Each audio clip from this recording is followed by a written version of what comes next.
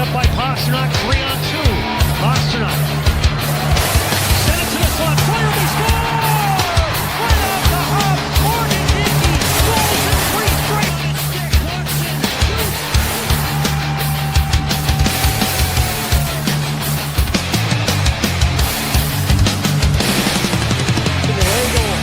To Brady Point, 2-on-1.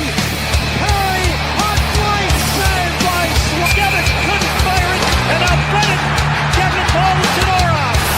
Zadorov the right, Zadorov the left, the Jersey jab. Zadorov the right, Zadorov the right. Pasternak scores 50 goals for David Pasternak. As well as anybody. Oh, what a second game. Previously, McDavid thumped on the boards by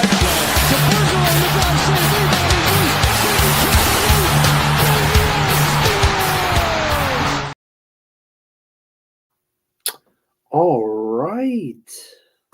First doing Red Sox, and now I'm doing Bruins. So welcome to Bruins Scoops. It's your one-stop scoop shop for the Boston Bruins. And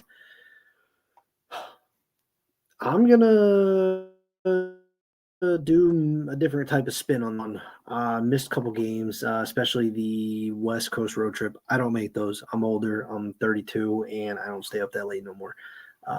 But that just is what it is. I do believe the last time that I was here and I spoke, it was right after the Islanders shootout, and a lot's happened between then, right? You go on this absurd heater. You defeat Ottawa in overtime. You beat the Leafs in back-to-back 5-3 wins, which is huge. You lose a stinker in Ottawa, a game that you looked pretty sloppy all around, in my opinion. You ignite the rivalry that is the Montreal Canadiens and the Boston Bruins. And then you lose to Carolina, a game where you definitely got outplayed, and then just kind of a dreadful road trip. You score 5 goals, and Morgan Geekie ends up being your most valuable player pretty much this entire road trip. And it just is what it is. But I'm going to start with the fact that Morgan Geekie is an elite hockey player. It's really funny when you think about it, because this was a guy that I think many were kind of banging the drum like, okay, good complimentary piece, like nice find for Sweeney, a guy that didn't really get a lot of ice time in Seattle. This is a guy who was averaging 10 minutes of ice time with the Seattle Kraken, which is kind of funny now because they need goal scoring, and it's just ironic they had it the whole time and failed to use it. And I think that's something Don Sweeney's been very good at. I think he's been able to find guys that other teams aren't utilizing properly, and he plucks them, and then he utilizes them properly. Like, look at Marek Kuznetsov. That's a guy that was buried on the 4th line in Minnesota, and now he's a guy that's basically a top-9 contributor, could play up and down the lineup, great speed, good offensive creativity, a guy that Minnesota does need because they need offensive scoring, and they had it the whole time, and they failed to use it. But that's like Morgan Geekie. I mean, this is a guy who had 1 goal last year around this time last year, and now he's just on a tear. This is a guy who I thought had a really good career year last year, and he's done really well with the time that he's gotten with the Bruins. His first year, 17 goals, 39 points. Wasn't a top-line player, but he was a guy that was able to complement the lineup, give good depth, provide good depth.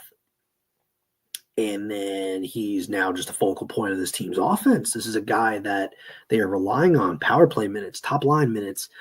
And I want to say, too, what makes him good is the fact that he doesn't have to play with David Pasternak to be good. He can kind of drive his own ship a little bit. He can play with Zaka. He can play on that second line. He can give whoever that center is plenty of plenty of opportunity to give him the puck and they can score goals. Like he doesn't necessarily just have to be Pasternak's co-captain there on their line. And I think a lot of people thought about that when it came to the extension. It's like, is he a product of playing with one of the best players in the game? And the answer is no, he's not just a product of David Pastrnak. He is a very good hockey player. This is a guy that is proving that last year was not a fluke year at all. I mean, he popped off last year a 30-plus goal season, and he's the first player not named David Pastrnak to do that since the 2022-23 season. I mean, if you go through the Bruins' point production for each of those years, David Pastrnak leads the team in scoring by a wide margin. So the fact that they finally have a guy who can score goals other than David Pastrnak is absolutely enormous. You know, then you kind of look at now this year, like how he's scoring these goals. And I think that's the important part, because he's not scoring these one way. It's not like he's sitting at the faceoff circle like Ovechkin waiting for a one-timer. No, he's scoring these goals in different ways, whether it's off a odd-man rush and he gets a cross-ice pass like in the LA game and he just snipes it top shelf, you know, or he's parked at the front of the net and he's got a deflection. You know, whether it's a greasy goal, a legitimate goal, this is a guy that legitimately is putting the puck in the net and doing a fantastic job of it. He's got 17 goals this year. He's on pace for 58, I believe, which is huge. I mean, that towers his career high from last year. So I'm thankful for Morgan Geekie, an elite presence, a great value contract, by the way. Probably the best value contract in the NHL. And there's a lot of them now because the cap is rising, all that good stuff. But for what this guy is doing, at the rate he's going and what he makes on his contract, that's huge. You can't ask for much better than that. You can't. And it really just is what it is. And it's nice that the Bruins have finally found the running mate with David Pastrnak. They've always needed another running mate to David Pastrnak. They need more than just him. But it's important, right? It's important that they have another guy that they can count on for goal scoring, because they haven't had that. It's just been the David Pastrnak show and nothing more. Morgan Geekie's been fun to watch. He's been an absolute gem on this Bruins team and this top line, and just what he can bring and what he can do. And he's elite, and it's not even a bit anymore in the short shift Discord. It is a legitimate fact that Morgan Geekie's elite. I mean, he does lead the league in goals. I don't think anybody had that on their bingo card, but that's where we're at. Morgan Geekie being an elite presence, leading the league in goals. It's huge. What else I think kind of stands out with this Bruins team is their special teams play. This is what I make of the Bruins this year, right? There's a large enough sample size. I'm not saying the Bruins are bad. I'm not saying they're bad. The Bruins are not a very good 5-on-5 team. You look at them metrically across the board, natural stat trick, all that good stuff. They're not a good 5-on-5 team. Their Corsi for percentage is below 50%. Their expected goals for percentage below 50%. Yeah, they're getting good goaltending. You know, they still struggle a little bit in the high danger areas. Like, still some things that are, you know, very evident from last year, but a lot of that stuff is starting to level out a little bit because the team is looking a lot more comfortable in the system, which is good. That's what you want, right? You're finally adjusting a little bit to the system. But if you're not going to be a very good 5-on-5 team, you need to elevate your special teams play. And special teams was abysmal last year. 29th ranked power play, 24th ranked penalty kill. The power play, that's what I'm going to start with. That power play was dreadful to watch. It was predictable. It was, let's pass the puck around and hope Pastrnak gets open and someone on the penalty kill forgets he's standing there. There was no movement. There was no creativity. Everyone was basically stuck in the mud watching the play go. And that's not ideal. Teams are not, like, you want to be hard to defend. You want to move your feet. You want to be creative, buzz around the offensive zone. Like, that's what you want to do. Like, that's how you're going to create opportunities, is by literally being active and being activated while you're on the power play. And they weren't doing that.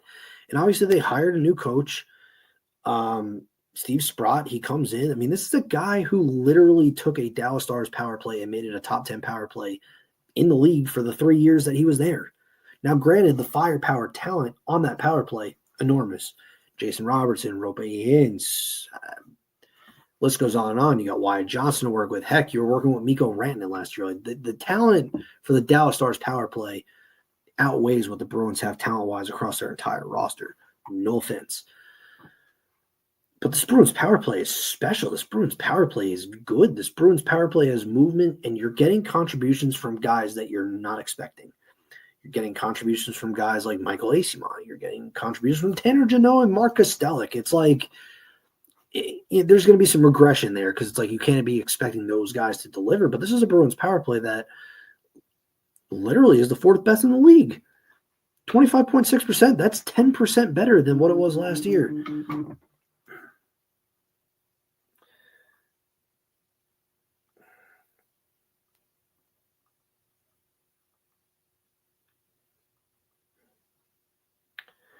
But yeah, 25.6% success rate. It's already 10% better than last year. So you're already seeing improvement. You're seeing just some positivity within that roster, which is great. The penalty kill, I'm impressed. I think there's structure with it. Defensively, they look more aware. They look more responsible. They do look like a team that actually knows what their assignment is, which is something they didn't do last year at all. But this is a team that spent the most time on the penalty kill. And when I did look at this last night, it's 20 more minutes than the next closest team. So they take a lot of trips to the penalty box, but they're 11th in the league at the penalty kill, 83% success rate. You can't beat that. I mean, you really can't. I mean, and that's the part that's being key. And when you look at this Bruins team, 13 and 11, and you're third in the Atlantic. It's interesting, right? Like, it's interesting because you look at this team. 13 and 11 it's not a very good record. I mean, you're not 500, but you're pretty close. Like, you're pretty close. I mean, Tampa Bay somehow has 7-3 their last 10. They've scorched their way to the top of the division. The Bruins are in a 3-way tie now with Montreal, Florida right on their heels, and then you got Toronto. It's just 13 and 11. That's not a very good record for top of the division. That's where the Bruins are at. And for me, that is what the true definition is of like a 500 hockey team. Like, the highs are high, the lows are low, and we've seen it. The Bruins went on a really long losing skid, and then they went on a really good winning skid. It's just what they are. It's what they do. Does it change my expectation of this team? No. I think the Bruins are what they are. I think the Bruins are they're good enough to compete. I think their record isn't nearly as strong, but I do think that the East is so mid that it almost doesn't matter. The East is so bad that it does not matter. The East is just very mediocre. Like, I just laid out what the division standings were, and it's not great. I mean, Tampa has looked beatable this year. Montreal, who knows? Detroit is a very interesting case. Florida is decimated. Toronto is dead in the water. Montreal is right there with you. It's just a bunch of mediocre all combined into one, right? And then you look at the other thing that I think is important too is just the accountability part. I think Marco Sturm has done a good job of pressing the right buttons. I think he's done a tremendous job of literally going ahead and holding guys accountable. Doesn't matter if you're a veteran, doesn't matter if you're a rookie, doesn't matter if you have a letter on your sweater. You are held to the same standard. If you're not on the bus, he will make sure you're off the bus. If you are if you aren't playing up to his standard and playing to his system, he's going to let you know, and you're going to sit, and he's done that. And players have responded. Casey Middlestad has responded. Mason Lowrise responded, but I do think Lowrise time might be ticking at some point. But needless to say, I think Marco Sturm is the perfect coach for this team, which is huge. Huge, huge, huge. I love what Marco Sturm's done. He's provided structure for this Bruins team. Everyone is buying in. This team is completely night and day from last year. Which and then you look at a team like Toronto, they look like us from last year. They look like the Bruins from last year. No identity. They got no clue what they're doing. They're awful defensively. They look completely out of sync. The goaltending's bad. That team is lost. And for all the Maple Leafs fans that wanted Mitch Marner gone, I hope you're really enjoying what you're seeing. I really do. As a Bruins fan, I hope you're enjoying this. I really do, because it's not fun. This might be the year that breaks Steve Dangle, and I admire that guy. Very passionate, objective Maple Leafs fan, and I appreciate it. The big thing that I think, too, that I'm just going to end with is I'm just very happy that the Montreal rivalry is back. I'm happy that the rivalry is ignited. I think these teams are kind of in the same boat. I think Montreal is a team on the rise, a young team that's got a lot to prove with a lot of building blocks that are going to be here for a really long time. And the Bruins are kind of in this like retool period where they're trying to reset but can still compete, and they're still relevant. You got to love it. You drop the gloves right away. Zadorov at center ice. There was another scrap in there too. This is what you want. And the Bruins won. The Bruins win a game in Montreal. The rivalry's back. The chippiness is back. This is what we all been waiting for. It's been long. It's been a long time. It's been since, 2014 or 15 at this point? It's a long time. But yeah, I mean, the Bruins are still keeping pace. They're doing the right things. They're pushing the right buttons, and they're decimated by injury. Elias Lindholm finally came back, which is a huge breath of fresh air. But being without Charlie McAvoy really stings, because that right side of the defense is shallow. Very curious to see how they go about it and what they do, but it's going to be interesting to see how they tread water. I mean, this team is still competitive. They're still competing. I think if you get guys like Arvidsson and Middlestat back, and they can kind of play with Zaka again, it'd be good. It'll be really, really good, because that second line was cooking. You need that kind of extra offense. I mean, if you score above your head, you're only going to score above your head for so long. You're going to have to go ahead and kind of see it level out, and then you're going to want to go back up again. But it's going to be interesting. It really, really is. I mean, this Bruins team is fun. I think they defied the odds. I think they defied most people's expectations. But that's what you want to see. You want to see growth. You want to see structure. You want to see improvements from last year, and I think you're getting that. The goaltending looks better. The special teams play is elevated. You're getting great offensive contributions. Morgan Geekie is elite. And this team's in the thick of things. And I do think that they are going to be in the thick of things for a very long time for the rest of the year. I do. Because I think the Eastern Conference is just so bad that it can allow the Bruins to just keep pace, tread water with them, and keep competing. And that's all you want to ask for as a Bruins fan. This is a quick one. I'm very curious to see what they do. Big week ahead. They take on the Islanders, and they come home for the Black Friday game. So let's see how it goes. But anyway,